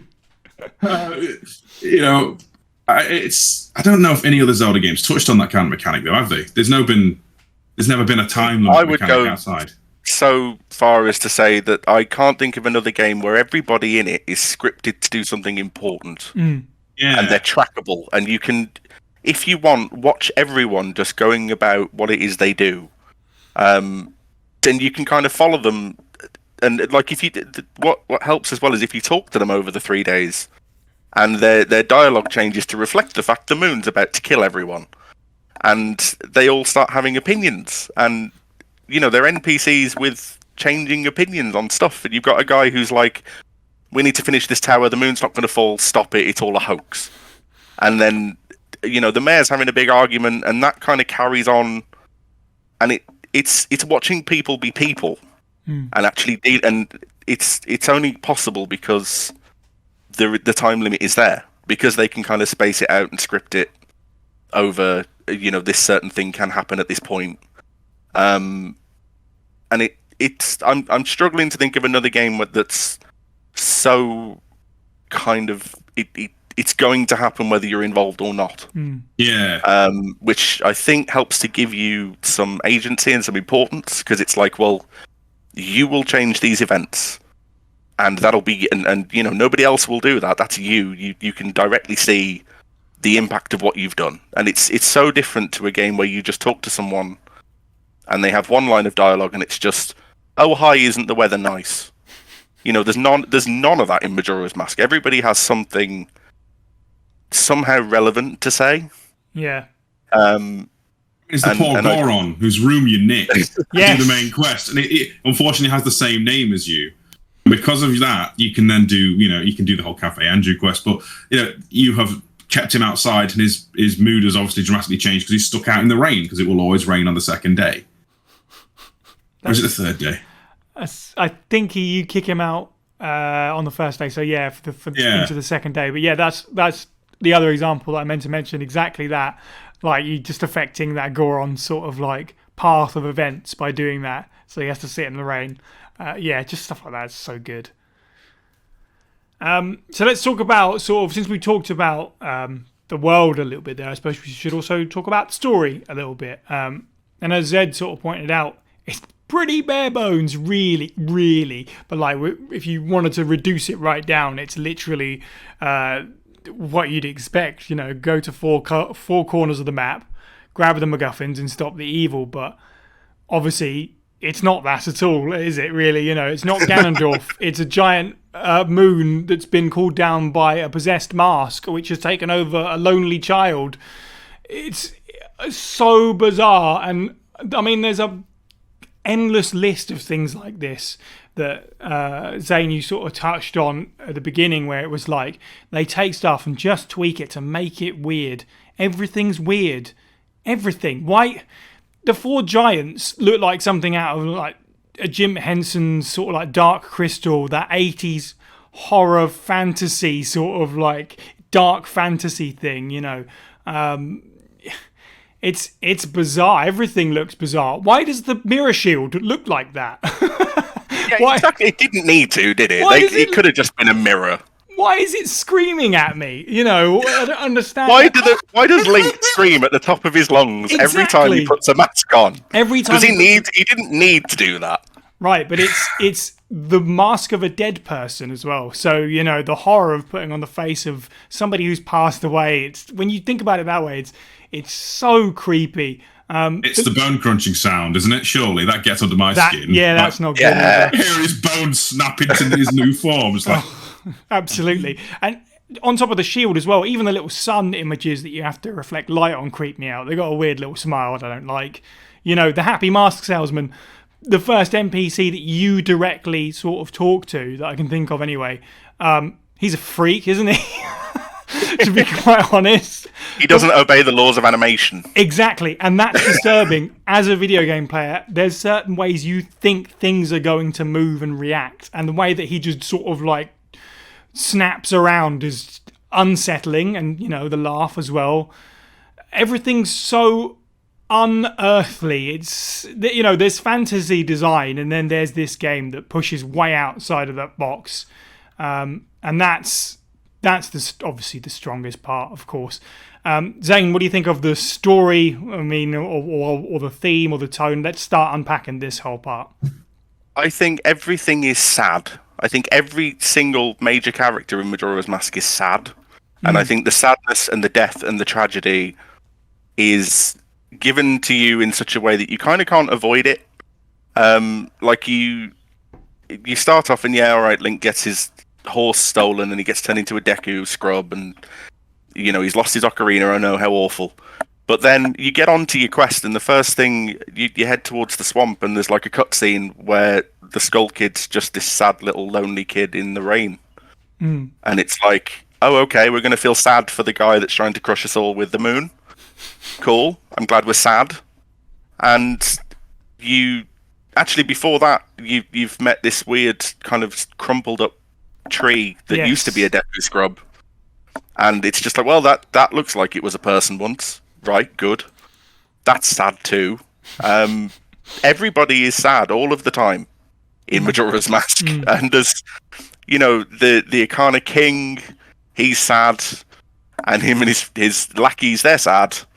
And everybody that Romani, the first time you meet Romani, you can't get to her on day 1. And you get to her on day 3, and she's just this kind of, like she's had an autopsy. Just this sort of damaged child who's, traumatized because they keep coming and doing something to the cows. So that's sad too. It's sort of we talk about, I suppose these days, the kind of modern trend of genuinely positive, wholesome games. Stuff like, I think it's called A Little Walk or something. And stuff like Stardew Valley and Animal Crossing, where it's like everything's kind of super wholesome and lovely. Majora's Mask, I think, is the perfect unwholesome game because everything in it is sad. There isn't an element of it that isn't somehow touched by sadness. And even when you get to Majora and you're on the moon and you're going to your final battle, that's represented through a bunch of kids who are also sad and a little bit confused. And you talk to them and they're like, well, are your friends really your friends? What does your real face look like? I don't understand what's going on. And then they go away. And then you talk to the kid that is Majora, and Majora's like, oh, everyone's abandoned me. Okay. Do you want to play a game? And that's sad too. And it's this just weirdly all-pervasive sadness that's in everything. That you don't even have to go looking for. It's just there. And it's not kind of... It's not even overdone. It's just the way that things are, and you're just kind of left to... You have to drag Mikau's body to shore. Yes. Like, it doesn't just go, well, here's a guy, take his mask, take his spirit into a mask. You have to physically push his dying body to shore. They didn't have to make you do that, but that's another sad thing. I love that. And it's...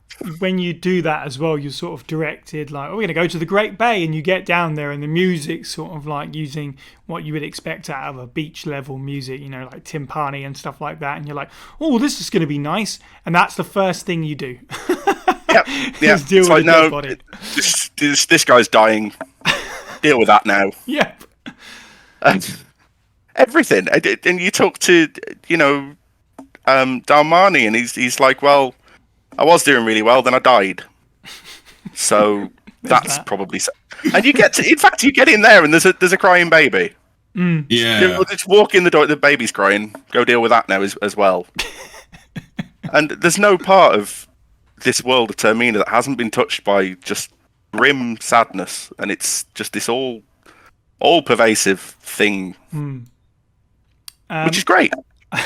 Yes, it is. It's so good because of it. I guess I'll be the person that mentions it then. Is that there's so many theories and so many discussion points and stuff about we're going there. Yeah, we're going there. I wasn't going to do the Tower of Babel like Ikana thing today. Not so much that, but you're saying everything is sad. The prevailing theory for this game, and something that I can't see past. I believe I see it so firmly that it must be true. Is that this game is based around the Dabda theory of grief, which stands, for those of you who don't know, is the idea of passing through grief as represented by 5 different emotions that spell out Dabda, which is denial, anger, bargaining, depression, and acceptance. Denial being the clock town, where nobody wants to sort of face the facts that the sky is about to fall down on top of them because they're too concerned with making this carnival go ahead. Anger with the forest and the swamp, where the king basically just wants to execute a monkey who he's decided has wronged him and his family. Bargaining, as you said, Darmani, who is trying badly to sort of continue his life even though he's dead, and he wants to continue on. Depression in Great Zorba Bay with the female singer who no longer speaks, let alone sings, and just sort of just gazes into the middle distance. And then acceptance with the Stone Tower, where that one's a little bit harder, but I mean, when you see the enemies that when you beat them in combat, they don't go down without blowing themselves up. They take their own lives at the last second.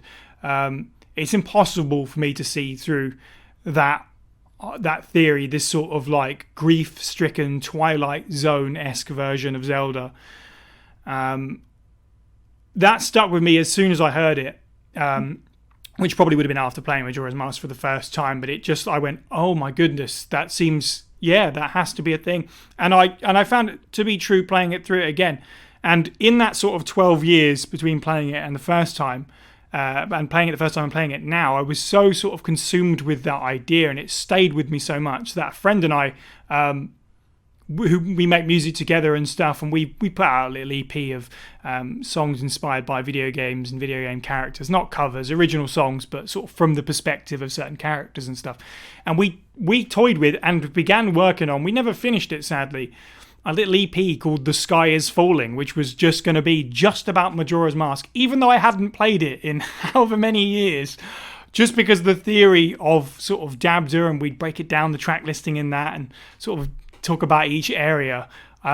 It's just stuck with me, and I know I realise I'm becoming the pretentious member of the podcast with the way that I just like adore Silent Hill 2 and the artsy fartsy way that is, and this is how I sort of view Majora's Mask as well. Just like the thematics are so strong, and I feel like this, intentionally or otherwise, is just forever tied to it with me. But nonetheless, Steve, what do you think of the story, the theme, and maybe even the Dabda theory? Any thoughts? That's the beautiful thing about Majora's Mask. There's enough unknowns. Like I still cannot figure out. Right, the school kid is like, if you go into the old lady, if you have the mask of being able to listen to the old lady speak, because she basically rambles on and puts Link to speak. Otherwise, you can learn like the backstory of the giants and how they're tied into the school kid. That's great. Why is Majora on the moon? Why is Majora being this maniacal pest and wants to play good guys and bad guys? Like, just trying to figure out the motivations of the evil hex mask alone is still confusing me. And this is on like a playthrough I only finished 2 days ago. Being as 100% completionist as I can be. Now, I think that one of the greatest strengths of Majora's Mask is the fact that there are so many unknowns, despite the fact the story is so basic. Mm-hmm. It leaves itself open for like all kind of theorizing. Yeah, I mean, you look at like Ocarina of Time, and Zelda timeline kerfuffle aside, it's a fairly straightforward story of Link goes, picks up stones, Ganondorf capitalizes on it, ruins time. You go to the future, kick his ass, go back in time, have a cigar, roll out. It's a little bit. I mean, I may be paraphrasing a bit there, but Ocarina's got a lot more to it. Like, people think Link's dead. Like some kind of weird like coma nightmare dream. I don't ascribe to that, but I just think Link's caught in a strange land trying to find his friend. I am one of these who's going to be, it literally is happening in front of Link. He's stuck in a time loop. This world is just weird and wacky. The only thing that I don't buy is obviously it starts and Link's like, it's like Link's on a search for Navi. You wouldn't be on a search for Navi. Why would you go find Navi? Just lead like. That's just the least believable part of Majora's Mask. And it's also Majora's Mask's greatest strength is that she's not a part of it. Exactly. I mean, Tattle's so cooler because they go, ding, ding, ding, ding, and then thump Link, as opposed to that their dialogue as a sidekick fairy is way more compelling than anything Navi ever says. Mm-hmm. But Tattle's just like, I don't know, you should probably attack it or something. I don't know. They're very much more non-committal and sarcastic as opposed to very tutorial theory of the game like Navi. But I do wonder at times. Your mind does wander if you look at all the pieces and you can find that maybe Link actually is dead, or maybe this is just about the processing of grief. People look at, is it Earthbound, I believe, and they see that as some kind of allegory for birth trauma. I don't know. I haven't played Earthbound. I've heard that. Yeah. But I just see it as Link's bogus journey, and with a dash of Groundhog Day. But at the same token, it's fantastic in that you actually have to do these things. It's a weird one though, because most of the stories, like Zed said, are sad and twisted, even by Zelda standards. I mean, Zelda standard stuff is normally a bit, oh no, my chickens have gone out. Can you bring them in, please? As opposed to, my children have been kidnapped by pirates in a bay that is now overheating and killing us all, and we can no longer see where we're going. It's a bit darker, bit more on the grim scale. I think we can all agree. Even the undead are getting unwrestled, and they're not really all that keen on it, despite the fact that they're meant to be undead. They just want to do their own thing, and something's messed up with the stone tower, and therefore the Akana King has gone mental. It's funny weird as well, because the sort of, I feel like the re-dead and the zombies and stuff in Ocarina of Time are one of the enemies that stay with players, partly because you're quite annoying in a way. They make you freeze and stuff when they scream. But in this game, I kind of feel sorry for them, because I can just put the mask on and then just batter them while they're dancing. They don't know I'm there. And that's sad in its own way as well. They're meant to be horrible monsters, but it's like, not so threatening now. I'm just I've run into your home and just picked up 80 rupees off your corpse. Thanks, bye. It's not... No one just let them do their dance routine and just what, you guys can really work it. Especially and there's one where they're doing a 4 pirouetted spin, but then there's a later one where they're doing their own different routine. Oh man, that took some time to animate, and I appreciate the fact that it's so silly. And I love that they went, well, we've got a year, what do we spend it on? Yeah. We need to animate the zombies. Yeah. But it's weird, because they're the darkest, grimmest things in traditional Zelda, right? Because they freeze you and then hump you to death, or bite you to death, depending on your interpretation. In this, you can make them dance, and they're one of the happiest looking things you'll see in a dungeon as a result. Yeah. It's just a weird irony that it's like, well, we took the one thing that was objectively horrible, like in the sort of horror sense, and we made that the comic relief. Yeah. So that's the fun part now. So, strap in, because the rest of it's just going to be really grim. I mean, was it Darmani's killed essentially by a giant Goron freezing to death on top of a mountain, right? And he just sort of fell off. He's just like, well, I was a great warrior, but watch where you walk, I suppose. Yeah. But then I think it's what I think is interesting about Majora's Mask is, so in Ocarina of Time they talk about death, and you face re-deads and and the pose. And you kind of have this image of death as this is a thing that can happen. Majora's Mask is we're just going to make you watch things die. You actually have to witness the part where things die, and in fact be involved in it. Right. So yes, that's going to be fun for you. That was something that I definitely wanted to touch on. Is that in terms of the masks, it's not just what they do for the gameplay; it's kind of what they do for the story as well. Because in Ocarina of Time, you sort of go into these sort of different parts of the world and as an observer and sort of understand the plights of the Goron and the Deku and everything that's going on.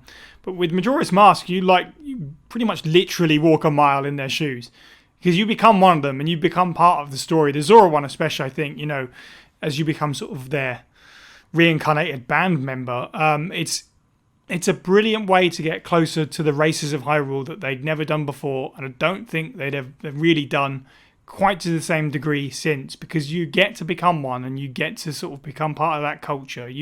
They look at you and they go, oh, you're a Goron. I think that's really cool, especially for the Gorons and the Zora, who obviously from this point onwards go on just to show up in near enough every Zelda game, and even when they're not, it's the games where they're bird Zora as opposed to fish Zora.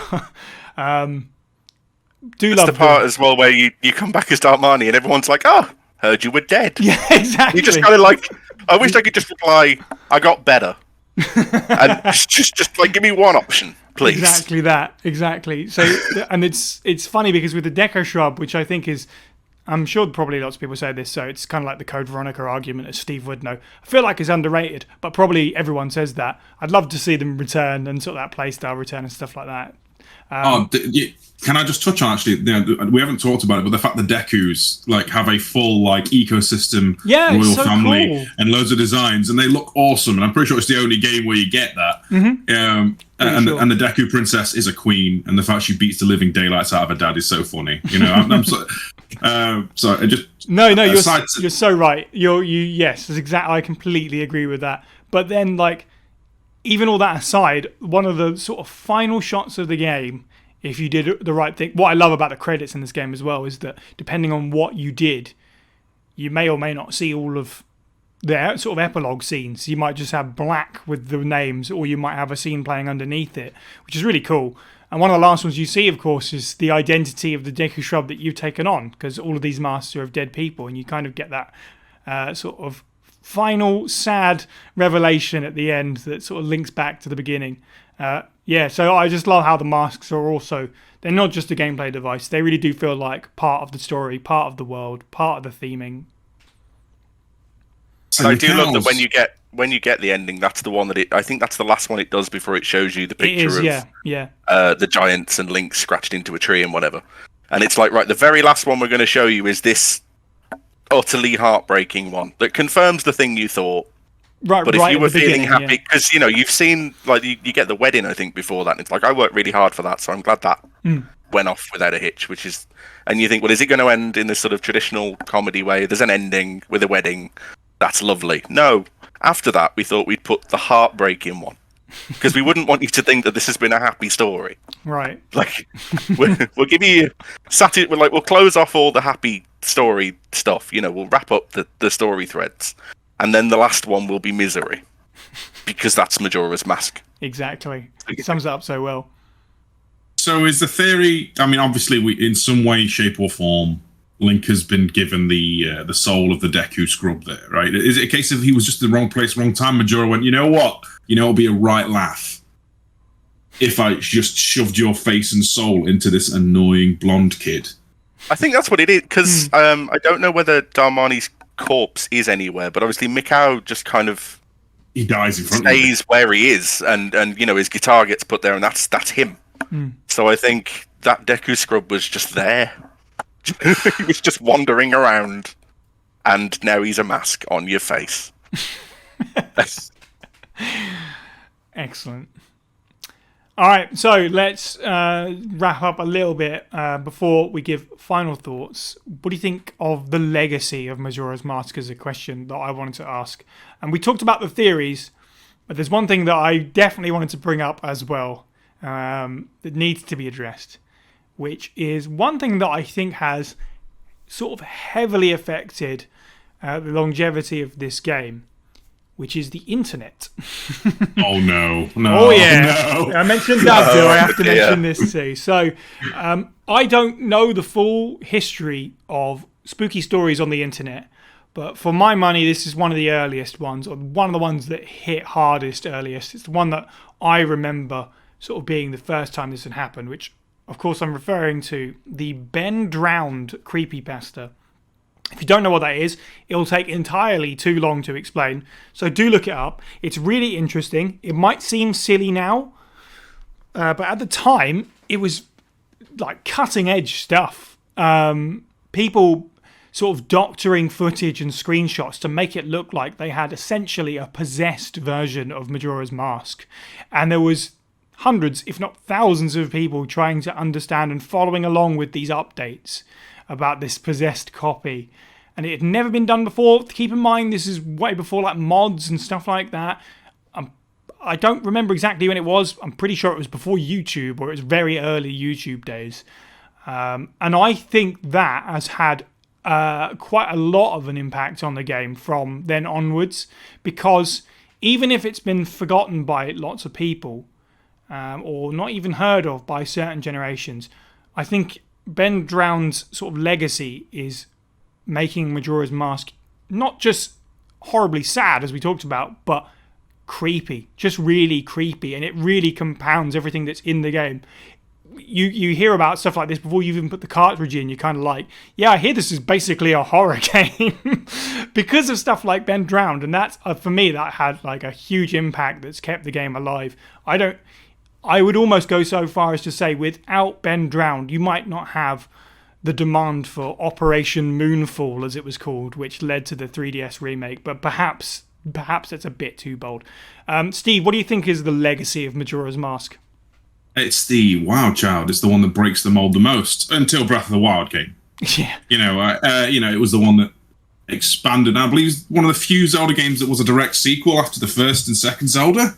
Right? I'm not big on my Zelda timeline, but they always used to feel very just their own thing with a different Link in a different time in a different place. Whereas this one literally feels like, yeah, I've just finished Ocarina of Time, slam the next cartridge in, we're on, let's go.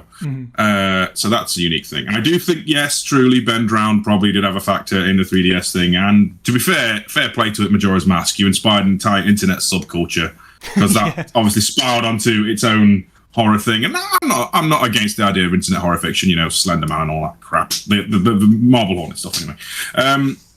But when it comes to this in itself, it's such a unique little creature, isn't it? Because it's not just Link get all the things and go whack the boss and save the world. You actually have to go around and figure out how to solve all these people's crises, and you assume different shapes and forms. Full transform. I don't think we've had full transformative powers truly in a Zelda game since, have we? Zed, you know better than me on this one, right? I mean, the only one I can think of is Twilight Princess, which does feel like taking of notes course. from Majora's a little bit. Yeah, totally forgot about Wolf Link. Sorry, Twilight Princess. It's because I prefer Wind Waker.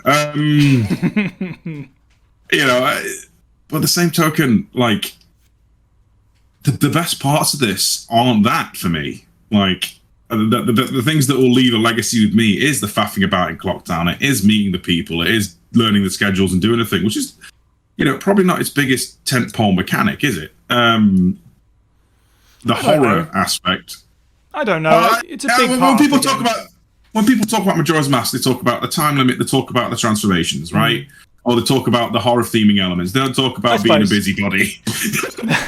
True. Yeah, I guess. Yeah, but it's one of the few games that lets you do that. And I actually, maybe I'm just naturally a nosy person and I don't really know it, but I genuinely enjoy that part about it. Plus the payoff is that you get the most overpowered transformation mask that I can't believe no one's talked about, which is just Fierce Deity Link. Yeah. Where you basically, if you were a child and deciding, right, I'm going to draw Link, but he's going to be able to beat Ganon in one hit and it's going to look awesome. That's Fierce Deity Link. It's just like some kind of child's cartoonish interpretation of how ultimate can you make Link. I was 13 when Majora's Mask came. Fierce Deity Link at 13 years old it's perfect because it's just like, this is the coolest thing ever made, and I'm 13 and therefore know what cool is. Yeah, Absolutely. Excuse me. Super Saiyan Link with tribal tattoos, and he can shoot lasers out of his sword whenever he feels like it.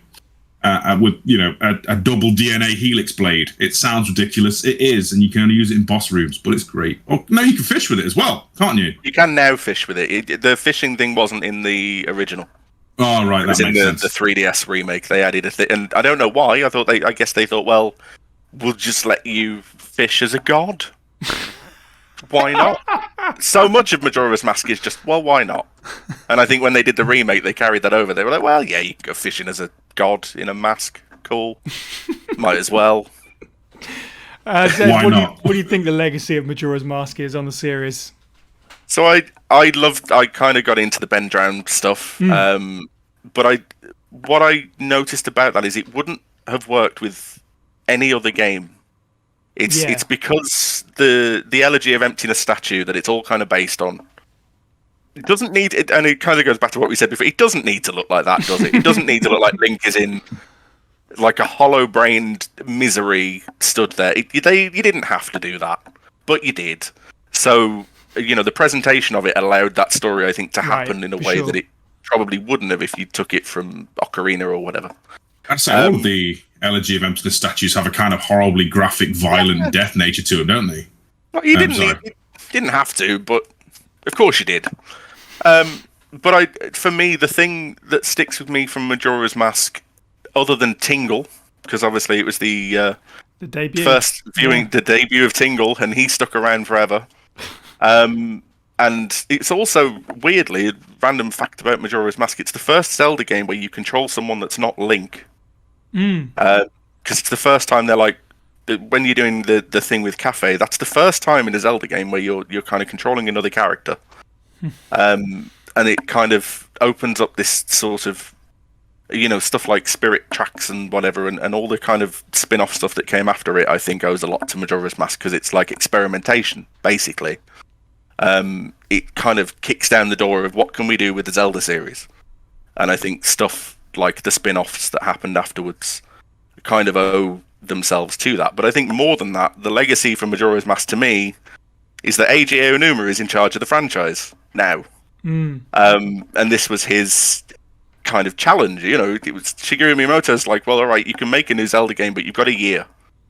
And Eiji Aonuma's like, all right, cool. And I think if he hadn't, he potentially wouldn't be in the position he's in now, where he's kind of took us through everything since then. And stuff like Wind Waker and Twilight Princess and everything else is kind of his driving force now.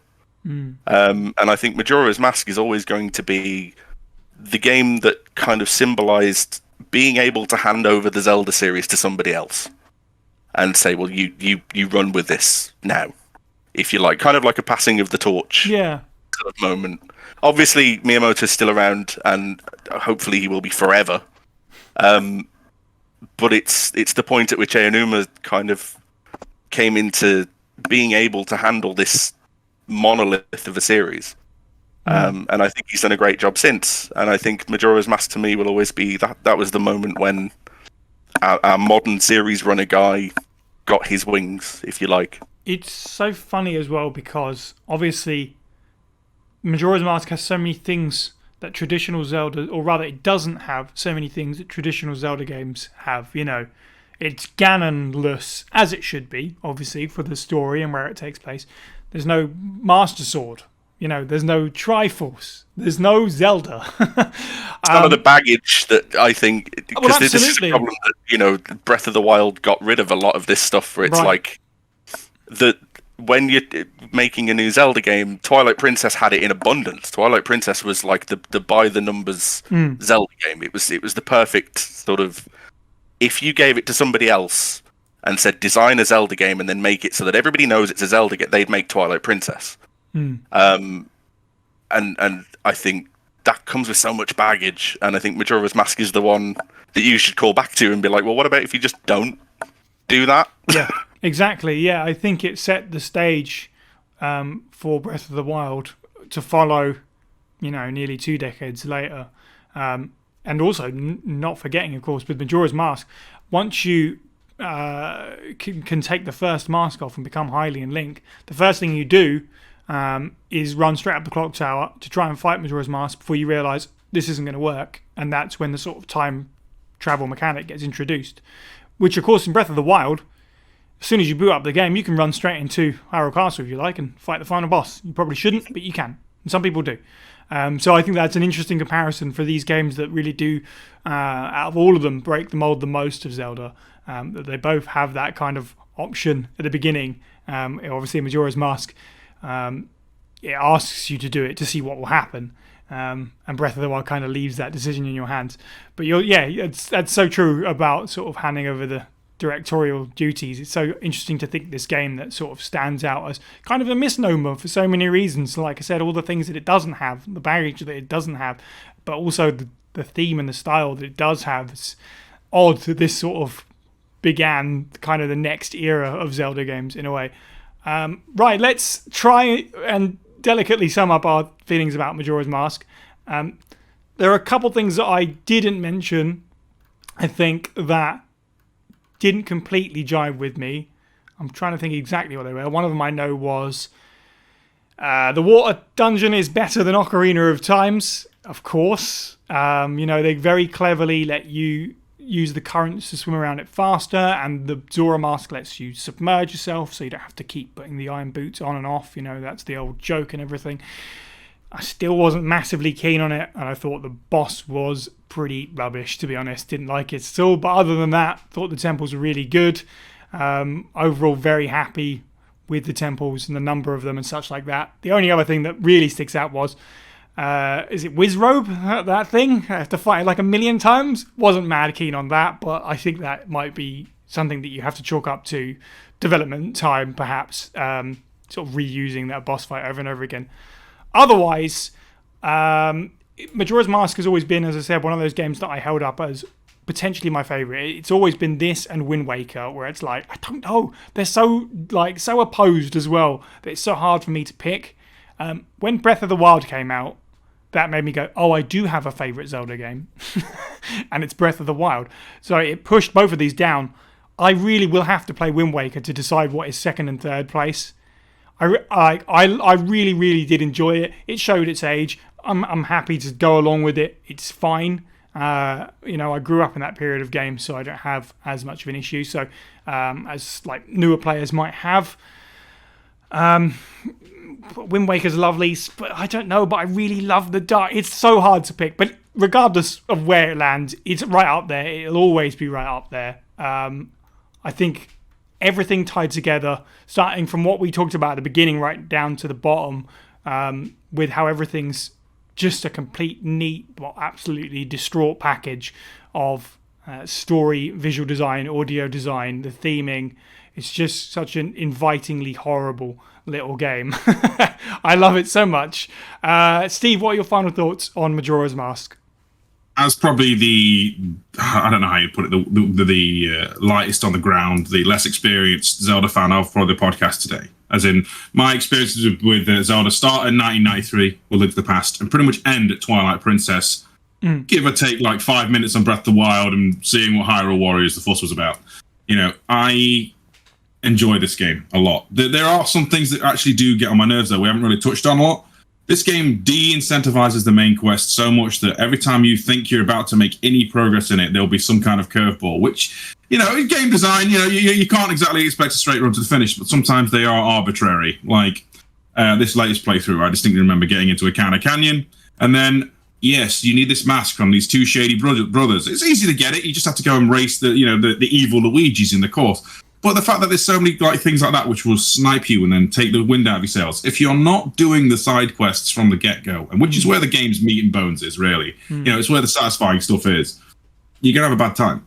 And as a result, my personal favourite Zelda is still steeped heavily in nostalgia, is 1993's great, Link to the Past, followed probably by Ocarina, because, great sweeping adventure, this, that, and the other. And then it's Majora, and then maybe it's Wind Waker. This moves around. It's normally those four, is the point I'm saying. But Wind Waker doesn't have the weird majesty of Majora. This is easily the oddest one, even though Wind Waker is completely underwater. Like the entire world is ruined. It's a post-apocalyptic as opposed to pre-apocalyptic is what I'm getting at. It's the most unique, I'd say, but pre-Breath of the Wild, right? Yeah. There was just so much strangeness, and the fact that, as I've said earlier, this is the only one where an actualized real world with almost more real feeling NPCs compared to the later games. I'd imagine, I don't know if Breath of the Wild has characters doing different things about like set days of the week or whatever. That might be a thing, and it makes it a lot more novel. The fact that this game has so much discussion still about what the hell was going on, the meaning of it all, I think is testament to it. So with that being said, it's a fantastic little game. And if you've been put off of it just because you hear about, oh no, I've got 3 days, don't panic. It's fine. You have infinite days. You just get to rewind time a lot. It's no deal breaker. I say this as loud and clear as possible. If that is the only thing putting you off of it, you are missing out on one of the best. It's weird because sometimes I feel mentally trying to picture it as an expansion, and it's not. It's its own properly, fully realized Zelda game. It just happens to look a lot like Ocarina. You are missing out. Yes. If you have not played this game, even if it's not necessarily going to be your favorite Zelda game, and even if there are some things that will curveball the living daylights out of you, I got to do a Gerudo Pirates Palace now. Still a fantastic time. Yes, and as Steve said, you can always rewind time, and you can always down a right as well. Zayne, what are your final thoughts on Majora's Mask? I talk a lot when I'm doing my game design discussions. I talk a lot about vision and intent, and how it's important to have an intent for the game that you're trying to design, and how much you can kind of try and keep to the vision of what it is you're trying to assemble. And I think Majora's Mask is an example of a game that has a clear intent, that they knew what they were doing from, kind of the first month of development. There's all these ideas started coming together of like a time cycle and everything else. And I think the intent of Majora's Mask to tell you this story, to put you in this world, to do something that's so dramatically different to Ocarina of Time, is just so beautifully realized in the marrying of the visuals and the music and the mechanics. And Ocarina of Time, it's kind of strange. Whenever I talk about Ocarina of Time, it's always as kind of like this reverent sort of, it was a very important game, it was the great blah blah blah blah blah. But I wouldn't necessarily, if someone came to me today and said, well, this is my 12-year-old kid, they need to play a Zelda game, I wouldn't necessarily say, oh, you should go play Ocarina of Time, because it's something that you only need to know the history of. You need to know why it was important, maybe, but you don't necessarily need to play, because it's kind of been done better since, really. And I don't know whether I'd recommend a 12-year-old plays Majora's Mask, but, I was 13 and I turned out okay. But I think Majora's Mask is the game that I would say you have to go and play. There's no, like, as you say about the time thing might sound like it's putting you off.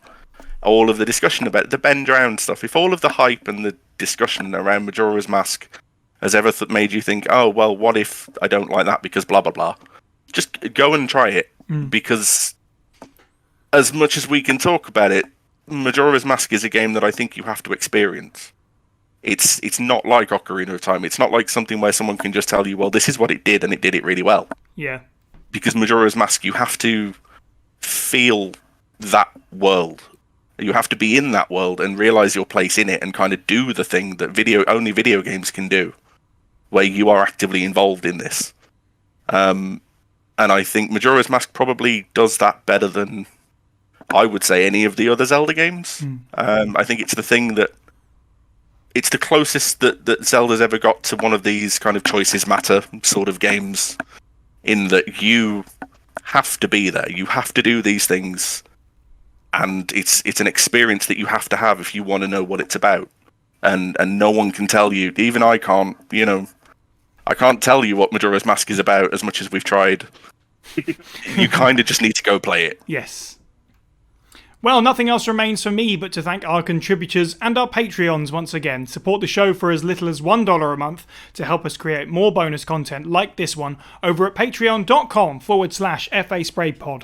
You can also join the Discord server to get in touch with the members of the team and our community, discuss Resident Evil with us and other fans, and listen to the podcast live as it's being recorded. You can find a link to the server, as well as our Twitter, Facebook, Twitch, Instagram, YouTube, and more at FASprayPod.com. In our next bonus episode, we reload, shoot outside of the screen as we take a look back at one of the arcade's best in the history of the House of the Dead. You can find the podcast on YouTube, Stitcher, Spotify, and iTunes, and if you enjoyed the show, please do leave us a review where you can. It helps spread the word. Thank you to the panel. You can follow all of us individually. I'm at Signiac_123. Steve is at FB Steve Was Taken, and Zayne is at Zayne Does Things. And finally, thank you for listening, and have a good week.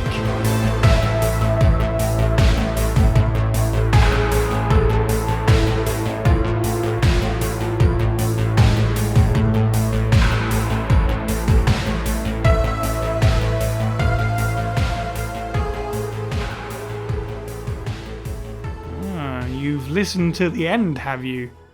Looking for that outtake, perhaps? Well, you won't find one. Instead, what you will find is a little bit of extra music. Since it came up on the podcast, I thought, you know what? Let's dip into the unreleased material from The Sky Is Falling, the EP that a friend of mine were working on. This is one of two tracks that we finished and we were pretty happy with. This one, there's space for a guitar solo that never got recorded, but from a songwriting perspective, it was done, and we were pretty into it. It's from the perspective of the Deku King, so it is the track that represents anger on the Dab Distale, so it's very loud, and it uses what in the metal world we call harsh vocals. So there was lots of screaming and horribleness. The chorus is quite nice though, if you can make it that far. Yeah, we were pretty happy with this. I don't know what's going to become of these tracks. They've been sitting on my hard drive for so long. I thought, this is the perfect time just to put one out there. So enough rambling from me. Please enjoy or not enjoy this bonus track for the Majora's Mask podcast. This is called Punishment.